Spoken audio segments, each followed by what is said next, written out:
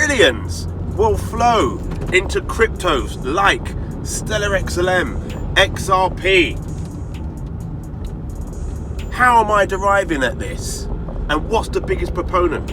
Well, if you haven't been watching any of my videos before, I cover ISO20022, I cover CBDCs, but namely, we have to think about what's one of the biggest proponents for ISO20022. ISO20022, well, it is actually the SWIFT network. And my research concludes that actually SWIFT has seen that it's quite important for a better payment messaging system, because at the moment there are problems with the legacy. So moving forward, we have one of the biggest proponents where trillions are flowing through this channel, connecting central banks together across the globe.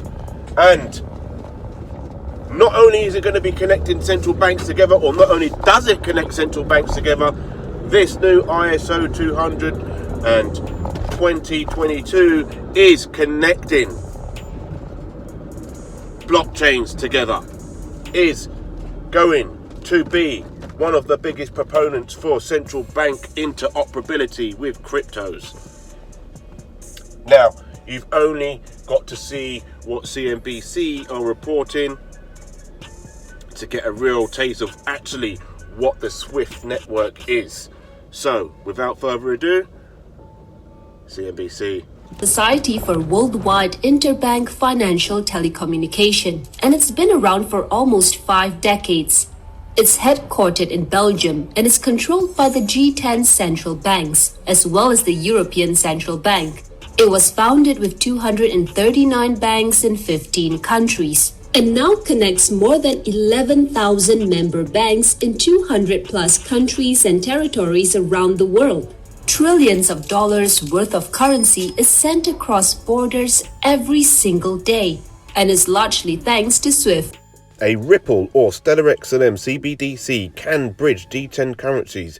Both cryptos are designed for cross-border currency interoperability, allowing for cross-border transactions to central bank ledgers or via cross-ledger communication protocols like ISO20022. This reduces the risk that institutions are forced to accept when transactions across multiple networks or currencies in the current system or legacy system are carried out. And there you can see that actually the mainstream media is picking up on what blockchain and central banks are actually doing. Blockchains like XRP, Stellar XLM, they will all interoperate with this new system. And the devs at XRP, Ripple Labs, has said, you know, there isn't really any link between ISO 200-222, but there could be. It's a very easy thing to implement. It's just a messaging payment system.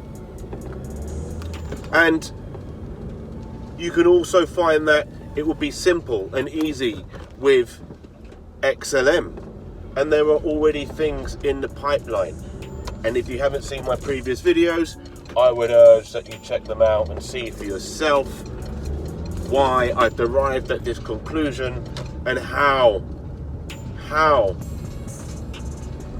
cryptos like Stellar XLM and XRP will have trillions flowing through banks with the SWIFT system via the interoperability of ISO 20022.